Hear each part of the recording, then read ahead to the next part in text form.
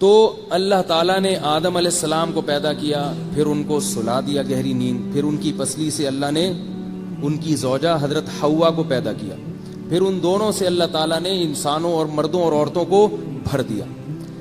تو سب سے پہلے اللہ نے جس انسان کو بنایا وہ مرد تھا، ایک بات تو یہ پتہ چلی۔ دوسرا وہ نبی تھا۔ اچھا یہ بھی تو ہو سکتا تھا کہ اللہ تعالیٰ آدم علیہ السلام کو پیدا کرتے الگ پتلے سے اور الگ پتلا ان کی بیوی کا بنا دیتے، یہ بھی تو ہو سکتا تھا نا بھائی، حضرت حوا الگ پیدا ہوتی ہیں، آدم علیہ السلام الگ پیدا ہوتے، دونوں کی شادی ہو جاتی۔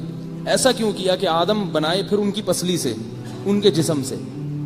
وجہ اس کی یہ تھی کہ اللہ تعالیٰ یہ چاہتے تھے کہ عورت میں بھی مرد کی کچھ خصوصیات منتقل ہو جائیں، ڈی این اے ایک ہی ہو جائے دونوں کا، اور سب کی اصل ایک اکیلے آدم پہ جا کے ختم ہو جائے۔ اور اسی وجہ سے اللہ نے آدم علیہ السلام کے لیے 2-3 بیویاں پیدا نہیں کی۔ لوگ مجھ پر یہ اعتراض کرتے ہیں کہ اگر یہ 2-3 شادیاں سنت اور یہ ہے تو یہ فطرت ہے، تو آدم علیہ السلام کے وقت تو فطرت کی رعایت کرنی چاہیے تھی نا، ان کی ایک کیوں ہے؟ ان کی اگر 2 ہوتی تو ہم سب سگے بھائی نہ ہوتے۔ نہیں آئی بات سمجھ میں؟ ہم کچھ پہلی بیوی کے ہوتے، کچھ دوسری کے ہوتے، پھر پھٹے ہوتے ہمارے آپس میں۔ تو اللہ نے کہا کہ تمام انسانوں کی ماں ایک ہو اور پھر اس کی بھی اصل ایک اکیلا آدم ہو، تاکہ سارے انسانوں میں آدم کی خصوصیات آ جائیں، چاہے مرد ہو یا عورت۔ یہ حکمت تھی اس میں۔ دوسری بات یہ کہ جو اصل ہوتی ہے وہ زیادہ کامل ہوتی ہے، جس کو اصل سے کھینچ کے نکالا جائے اس میں کچھ نہ کچھ تھوڑا سا عیب ہوتا ہے۔ تو آدم علیہ السلام کو تو مکمل کامل بنایا گیا، اور ان کی زوجہ کو ان کی ایک پسلی سے بنایا گیا تاکہ تھوڑا سا اس میں نقص موجود رہے۔ وہ نقص کیا ہے؟ کمزوری۔ مرد طاقتور ہوتا ہے اور عورت اس کی نسبت کمزور ہوتی ہے۔ مرد میں برداشت کی قوت زیادہ ہے، عورت میں برداشت کی قوت کم ہے۔ خواتین یہ بات سن کے غصہ تو بہت ہوتی ہوں، لیکن حقیقت ہے بھائی، چھپکلی گر جائے مردوں کی چیخ نکلتی ہے، کیسی خواتین کی چیخ؟ تو حقیقت ہے نا، اس میں تو دو رائے نہیں ہو سکتی۔ اسی سے یہ مسئلہ بھی حل ہو گیا کہ رسول اللہ صلی اللہ علیہ وسلم نے فرمایا کہ اللہ تعالیٰ نے عورت کو مرد کی نسبت عقل کم دی ہے۔ یہ صحیح حدیث ہے، اس کا آپ انکار نہیں کر سکتے۔ اب اس پہ بھی دنیا اچھل جاتی ہے کہ کیوں بھائی، کیوں کم دی ہے؟ تو ذہین ہوتی ہیں لیکن مرد کی نسبت کم ہے۔ ہاں یہ ایک الگ بات ہے کہ جیسے بعض عورتیں مردوں سے زیادہ طاقتور ہوتی ہیں تو ایسے ہی بعض مردوں سے زیادہ ذہین بھی ہوتی ہیں، لیکن اوور آل ایک قاعدہ اور کلیہ جو بنایا گیا ہے وہ یہ کہ مرد میں ذہانت زیادہ ہوگی، عورتوں میں نسبتاً کم ہوگی۔ لیکن کبھی کبھی اس کے خلاف بھی ہو جاتا ہے۔ حضرت عائشہ میں ذہانت زیادہ تھی بہت سے مردوں سے، بہت سے صحابہ سے زیادہ ذہین تھی۔ ایسا حدیث کا مطلب بیان کر دیتی تھی کہ بہت سے صحابہ کی توجہ اس طرف نہیں جاتی۔ حضرت عمر نے ایک حدیث بیان کی، اس کا مطلب بیان کیا، حضرت عائشہ نے فرمایا کہ اللہ عمر پہ رحم کرے، بیچارہ حدیث کا مطلب سمجھا ہی نہیں ہے۔ ٹھیک ہے نا، کتنی ذہین تھی وہ۔ تو ایسے ہی اس دور میں بھی بعض خواتین ایسی ہوتی ہیں جن کو اللہ نے ایک ایکسٹرا آرڈینری ذہین بنایا ہوتا ہے، لیکن عمومی طور پر قاعدہ کیا ہے کہ مرد میں ذہانت زیادہ ہے۔ تو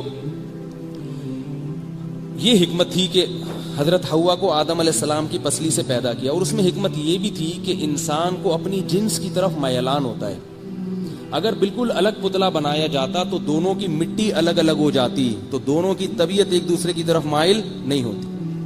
جیسے جنات کو اللہ نے آگ سے بنایا، اب ہمیں جنات اچھے نہیں لگتے اور جنات کو ہم اچھے نہیں لگتے، تو یہ آپس میں کچھ ریلیشن ہونا چاہیے نا، ایک جو ہے وہ جو فیملی ہے وہ ایک ہونی چاہیے۔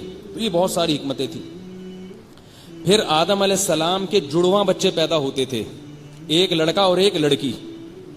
تو جو لڑکا لڑکی ہوتے تھے ان کو بھائی بہن سمجھا جاتا تھا، اور جو اگلے پیٹ سے ہوں گے لڑکا لڑکی وہ ان کے کزن شمار ہوتے تھے، وہ بہن بھائی شمار نہیں ہوتے تھے۔ یہ اللہ تعالیٰ نے نسل بڑھانے کے لیے قانون بنایا تھا۔ اس کے بعد جب چچا ماموں پیدا ہو گئے اور وہ کزن وجود میں آ گئے تو پھر جڑواں بہن بھائی کا سسٹم ختم کر دیا گیا۔ پھر ایک ماں اور ایک باپ سے یا ایک باپ سے یا صرف ایک ماں سے بھی جو بچے پیدا ہوں گے وہ سب کو کیا سمجھا جاتا تھا؟ بھائی بہن۔ تو ابتدا میں ایسا تھا کہ جڑواں بہن بھائی تو بھائی بہن ہوتے تھے، اور اگلے پیٹ سے جو ہوں گے وہ بھائی بہن نہیں ہوتے تھے. تو سب سے پہلے اللہ نے آدم علیہ السلام کو. اب دوسرا سوال یہ کہ اللہ نے سب سے پہلے انسان کو نبی کیوں بنایا؟ یہ بہت اہم بات ہے بھائی. اللہ شروع میں ایسا ہی سلسلہ جاری رکھتے, پھر جب لوگ گمراہ ہونا شروع ہوتے تو پھر اللہ انبیاء کو بھیجنا شروع کر دیتے. کیا خیال ہے بھائی؟ شروع میں تو ایسا ہی چلتا ہے نا معاملہ. یاد رکھو اگر آدم علیہ السلام پیدا ہوتے اور نبی نہ ہوتے تو پھر آدم علیہ السلام فالو کس کو کرتے؟ آپ کہہ سکتے ہیں ڈائریکٹ اللہ سے پوچھتے, تو جو ڈائریکٹ اللہ سے پوچھتا ہے اسی کو تو نبی کہتے ہیں. نہیں آ رہی بات. اللہ نے اس کائنات میں ایک دن کے لیے بھی کوئی ایسا شخص پیدا نہیں کیا جس پر اللہ کی حجت تام نہ ہو سکے. تو اگر آدم علیہ السلام نبی نہ ہوتے تو وہ کس کو فالو کرتے؟